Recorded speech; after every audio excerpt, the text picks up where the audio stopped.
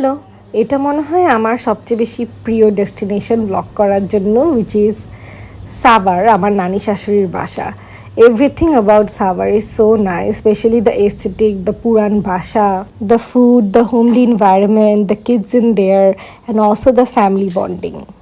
সময় যে কিভাবে চলে যায় আর ইচ্ছাই করে না ঢাকাতে ব্যাক করি। সিন্স আমি অনেকদিন পর গিয়েছি, আমি একটা শাড়ি পরে গিয়েছিলাম, plus I was so tired, কারণ যে আমরা বাংলাদেশে আসার 2 দিন পরে গিয়েছিলাম Savar, plus I was burned.